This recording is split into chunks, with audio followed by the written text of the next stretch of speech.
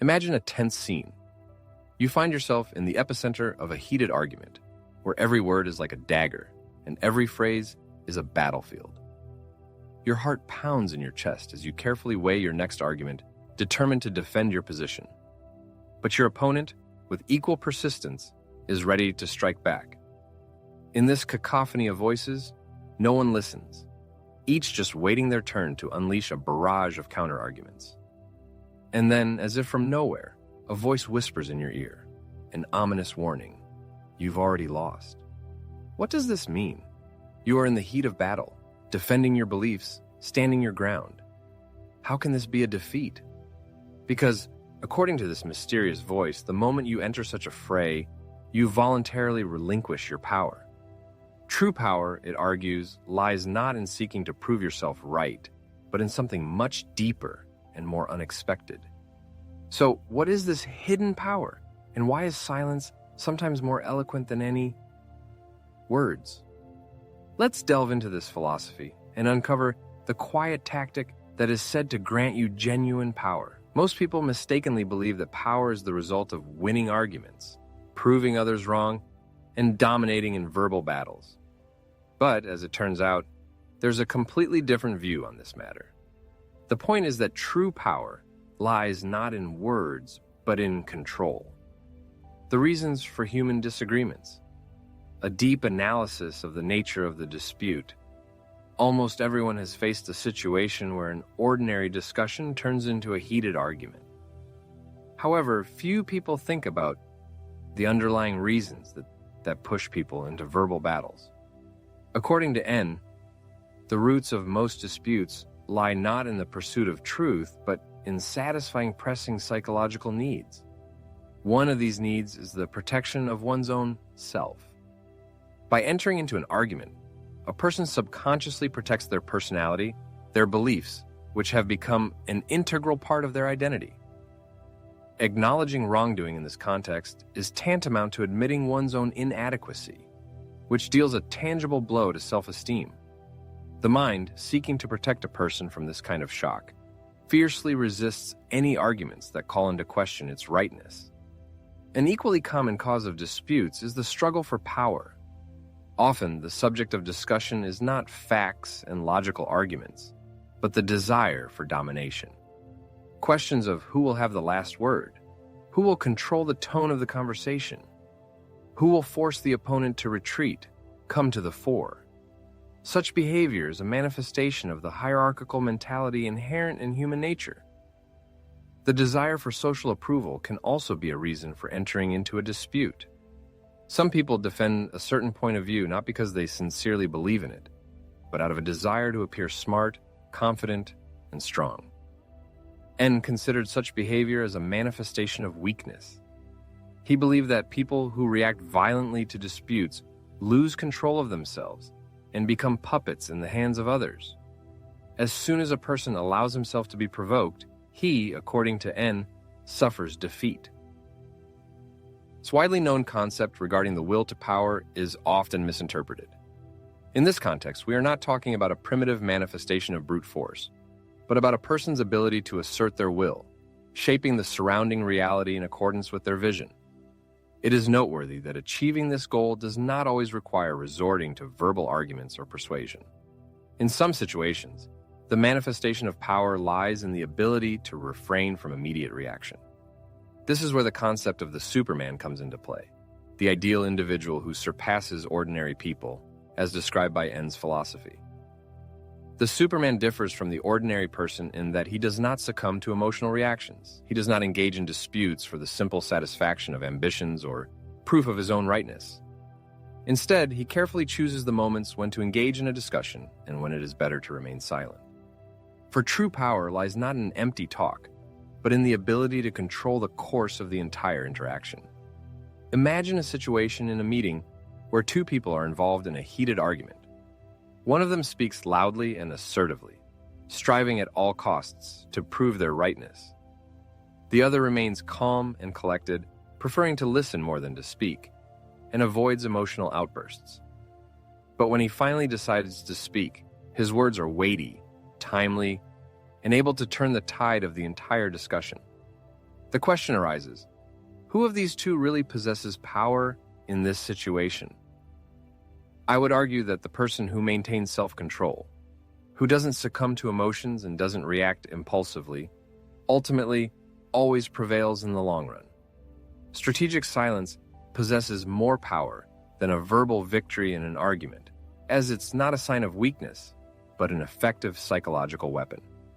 The skillful use of silence forces the opponent to reveal their thoughts and intentions, instills uncertainty in them, and makes them doubt their own rightness. The resulting tension creates discomfort, which allows you to seize control of the situation. Outstanding individuals don't simply avoid verbal battles, they transform silence into a tool, a waiting pause, a moment of restraint, capable of turning the course of a conversation in their favor. Power lies not in verbal aggression, but in the ability to control the situation even before open confrontation begins. Silence is not just the absence of words, it's a potent means that the greatest minds in history have used to achieve superiority in intellectual discussions, business negotiations, and military conflicts. The essence of power lies not in loud pronouncements or victories in debates, but in the ability to exert influence, control the situation, and demonstrate strategic restraint. As an illustration, consider three striking examples from history: Socrates, Steve Jobs, and Miyamoto Musashi, each of whom perfectly mastered the art of strategic silence. The Socratic method represents a triumph without direct confrontation. The great thinker of antiquity avoided the usual battles of the mind, without resorting to loud statements or attacks, and did not seek to impose his point of view at all costs. Instead, he masterfully used a technique whose power and relevance have not faded to this day, continuing to influence intellectual discussions: the famous Socratic method. Its essence lay in the skillful selection of questions that, like a mirror, reflected the interlocutor's own contradictions. Imagine this scene. An arrogant Athenian politician loudly declares his exceptional wisdom, considering himself the most enlightened man in the city. Instead of directly challenging his presumptuous assertion, Socrates, with an imperturbable air, asks a simple question: what is wisdom?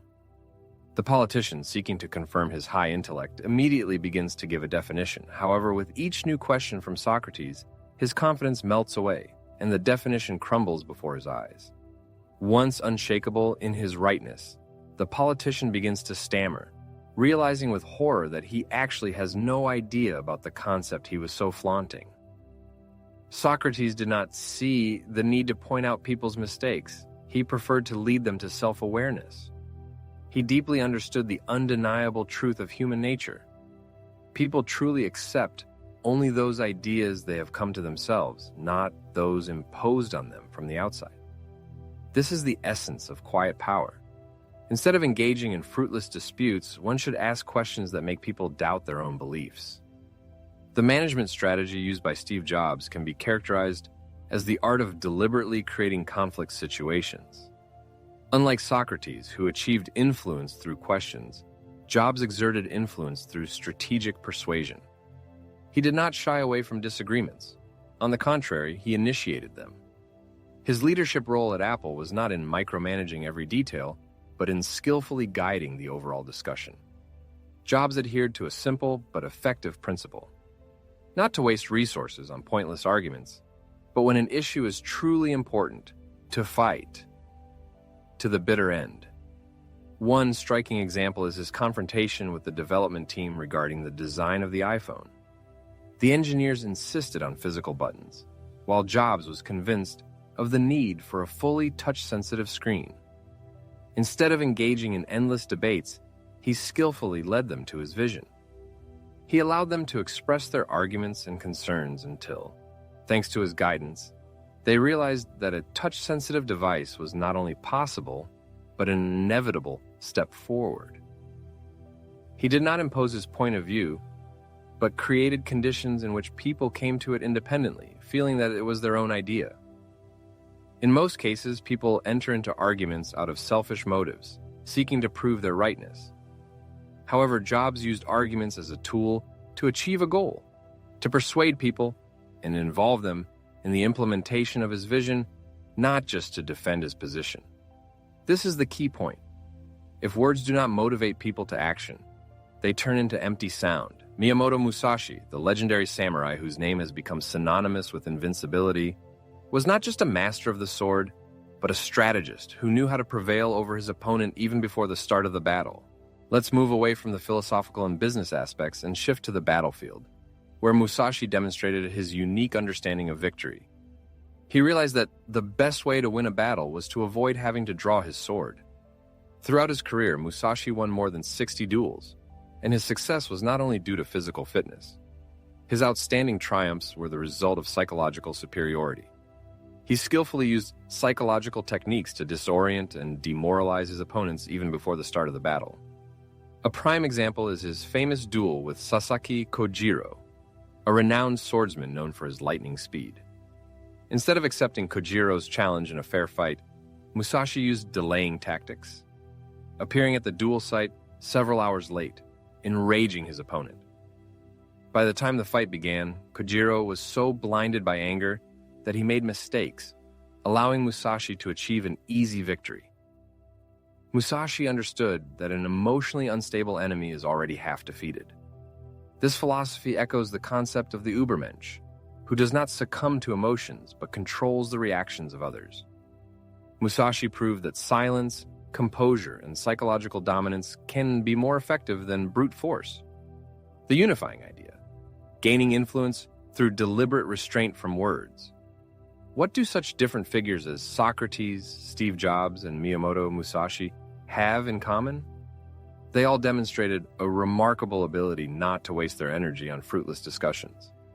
Instead of impulsively responding to attacks, they preferred to set their own rules of the game, understanding that true power lies not in the flow of words, but in the ability to influence others.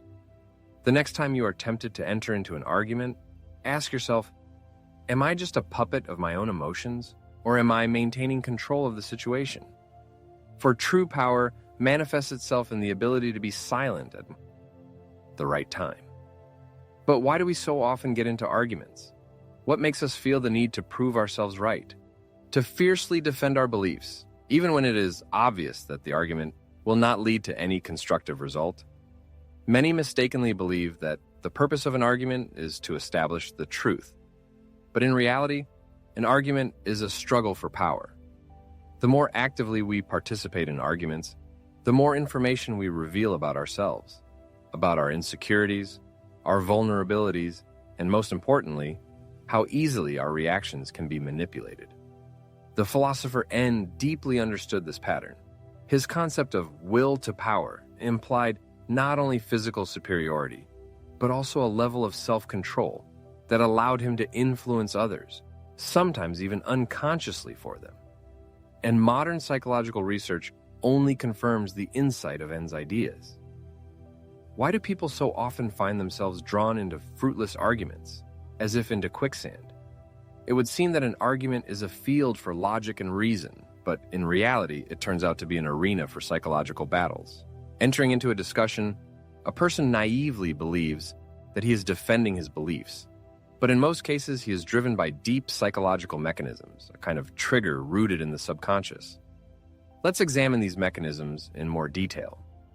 First, cognitive biases come into play, a kind of mental trap that our own brain sets up. Instead of striving for truth and new knowledge, the brain craves victory in an argument, as on a battlefield. It is programmed for biased perception of information, which makes us extremely ineffective in rational discussions. Among the most common culprits of this bias are the following. Confirmation bias. We tend to seek out and notice only the information that confirms our existing beliefs, ignoring or discarding anything that contradicts them. Backfire effect. When someone tries to challenge our beliefs, we not only do not change our minds, but, on the contrary, become even more entrenched in our rightness, redoubling our efforts to defend our position. Dunning-Kruger effect. A paradoxical phenomenon in which the less we know about a subject, the more confident we are in our competence and infallibility. These cognitive biases turn most arguments into a pointless waste of time and energy. Participants in the discussion do not listen to each other, but only wait for a convenient moment to express their point of view, without taking into account the arguments of the opponent. However, there are those who know how to avoid this trap. For example, a certain Übermensch N prefers to first listen carefully to the interlocutor, analyze his arguments, and only then decide whether it is worth entering into an argument at all. 2. Emotional levers. Secrets of inflammatory discussions. Have you ever wondered why some disagreements ignite a firestorm of outrage, while others leave you completely indifferent? The reason lies in the fact that in the heat of polemics, it is not just arguments that clash, but also self-perceptions. When someone's point of view contradicts deeply held beliefs, it is perceived as an attack against the person. This is why debates on topics such as politics, faith, or philosophy so often get out of control and turn into fierce battles. After all, in such disputes, people feel that not only their worldview is being questioned, but also their own value. It is no accident that the most outstanding figures in history avoided emotional arguments. After all, whoever can elicit an emotional reaction from you gains control over you. The Übermensch does not fall into this trap. He remains calm, observes, analyzes the situation, and only then decides whether to enter into a discussion. The thirst for recognition, the true undercurrent of disputes. In most disputes, it is not the pursuit of truth that comes to the fore, but an inflated ego. People do not simply crave to be right. They want others to recognize their rightness. As N astutely observed, most people seek the approval of the crowd.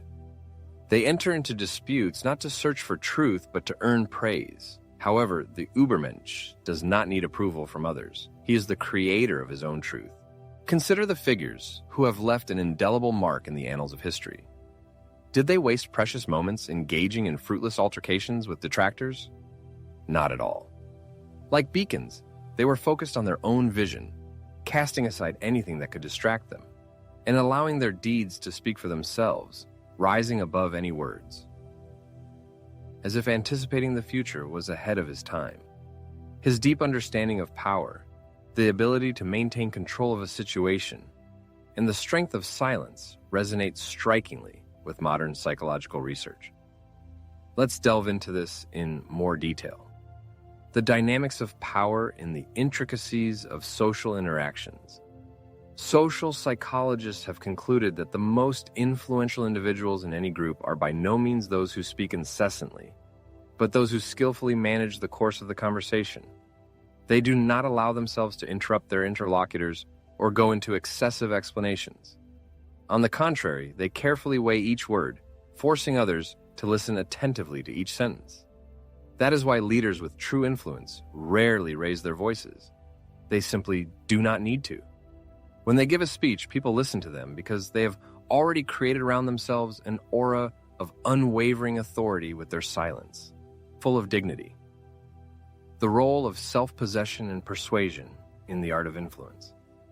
Research in the field of behavioral psychology convincingly demonstrates that people who remain calm and self-possessed in the heat of disputes turn out to be much more convincing than those who succumb to the power of emotions. Why is this so? Because it is inherent in human nature to perceive calmness as a manifestation of self-confidence, and firmly believe that genuine power stems from self-possession. The Übermensch is not someone who is a slave to his feelings. He does not simply react to external stimuli.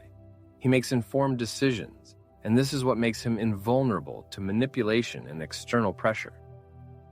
The real reason why N attributed such power to silence was not in an effort to protect people from disagreements, but in his deep conviction, he who controls himself controls the situation. Let's consider this statement in a broader context. If someone resorts to insults and you immediately respond in kind, the initiative is lost.